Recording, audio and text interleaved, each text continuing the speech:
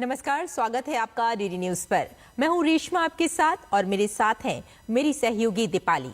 आइए हेडलाइंस पर नजर डालते हैं। न्यूजीलैंड के प्रधानमंत्री क्रिस्टोफर लक्सन भारत दौरे पर आज पहुंचेंगे नई दिल्ली। विदेश मंत्री डॉक्टर एस जयशंकर से मुलाकात से आपसे हित के मुद्दों पर होगा विचार विमर्श।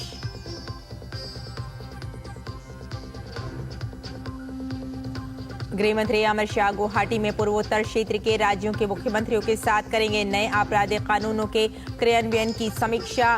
कोकराझार में एबीएसयू के वार्षिक सम्मेलन में भी लेंगे हिस्सा।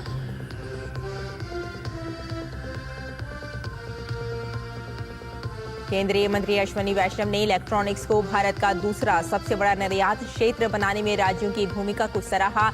कहा, तमिलनाडु भारत को वैश्विक स्तर पर एक महत्वपूर्ण स्थान दिलाने में रहा सहायक।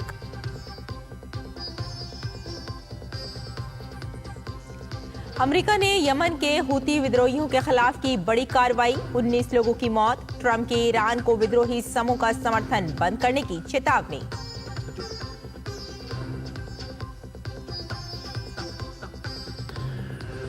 मुंबई इंडियंस फिर बनी WPL चैंपियन। दिल्ली कैपिटल्स का टूटा सपना, लगातार तीसरी बार फाइनल में मिली हार।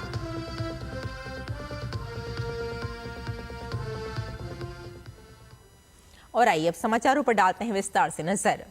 प्रधानमंत्री नरेंद्र मोदी के निमंत्रण पर न्यूजीलैंड के प्रधानमंत्री क्रिस्टोफर लक्सन आधिकारिक भारत यात्रा पर आज दिल्ली पहुंच रहे हैं। वे आज विदेश मंत्री डॉक्टर एस जयशंकर से मुलाकात करेंगे। उनके संग इस यात्रा में एक उच्च स्तरीय प्रतिनिधि मंडल भी मौजूद रहेगा, जिसमें मंत्रीगण, वरिष्ठ अधिकारी, व्यवसायी, मीडिया प्रतिनिधि और न्यूजीलैंड में प्रवासी भारतीय समुदाय के सदस्य शामिल होंगे। कल प्रधानमंत्री मोदी और प्रधानमंत्री लक्सन भारत न्यूजीलैंड संबंधों के विभिन्न पहलुओं पर विचार विमर्श करेंगे। प्रधानमंत्री मोदी गणमान्य अतिथि के सम्मान में प्रतिभोज भी आयोजित करेंगे।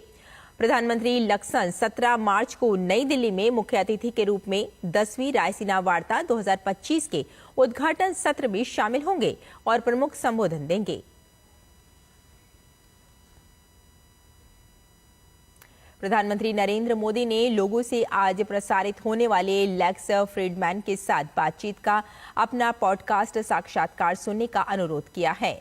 पीएम मोदी ने एक सोशल मीडिया पोस्ट में कहा कि उनकी लेक्स फ्रीडमैन के साथ बातचीत शानदार रही है।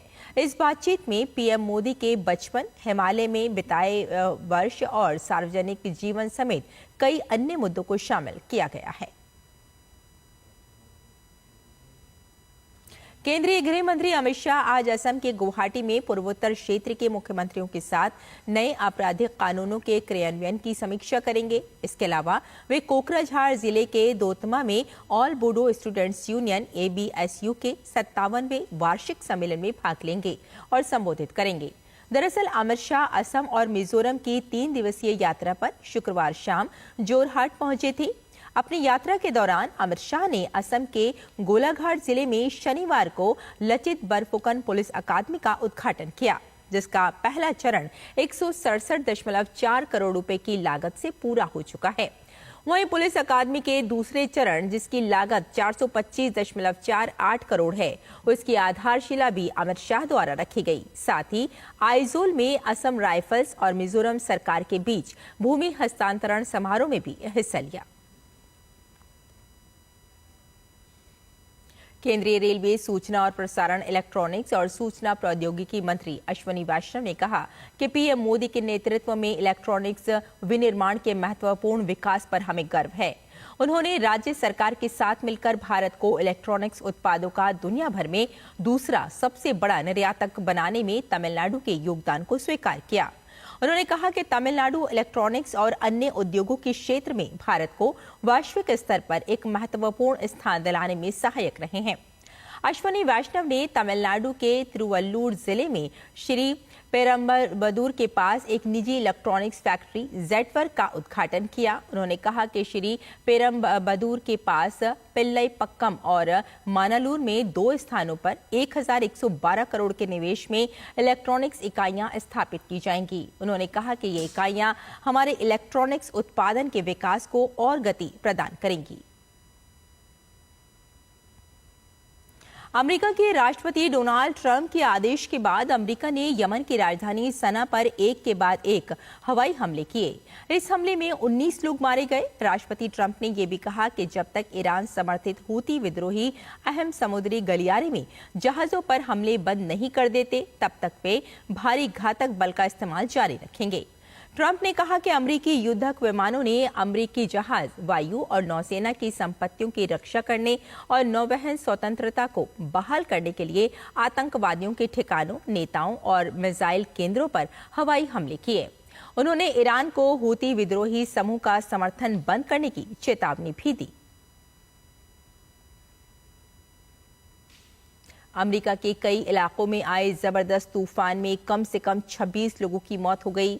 मिसौरी प्रांत राजमार्ग गश्ती दल ने बताया कि मिसौरी में आए तूफान के कारण 11 लोगों की मौत हो गई। एजेंसी ने बताया कि कई लोग घायल भी हुए। कंसास हाईवे पेट्रोल ने बताया कि शेरमैन काउंटी में धूल भरी आंधी के कारण हाईवे पर हुए एक हादसे में 8 लोगों की मौत हो गई। आर्कसास के अधिकारियों ने कहा कि इंडिपेंडेंस काउंटी में 3 लोगों की मौत हो गई और 8 काउंटी में 29 अन्य घायल हो गए। और यूक्रेन की राष्ट्रपति वोलोदिमीर ज़ेलेंस्की ने अपने पश्चिमी सहयोगियों से सुरक्षा गारंटी पर स्पष्ट स्थिति देने का आग्रह किया, जिसमें अमेरिकी सहायता के साथ यूक्रेनी धरती पर संभावित विदेशी सैन्य टुकड़ी के बारे में भी बात शामिल है।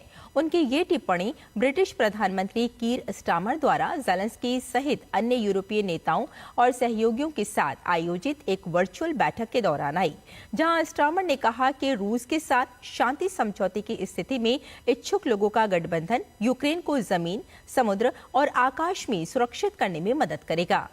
ज़ेलेंस्की ने कहा कि हमें उन टुकड़ियों पर काम करना जारी रखना होगा जो यूरोप की भावी सशस्त्र सेनाओं की नींव रखेंगी।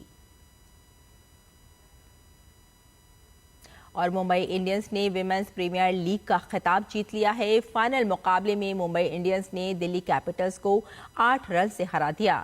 मुंबई इंडियंस ने 3 सीजन में दूसरी बार WPL का खिताब जीता है। वहीं दिल्ली की टीम को लगातार तीसरी बार फाइनल में हार का सामना करना पड़ा है।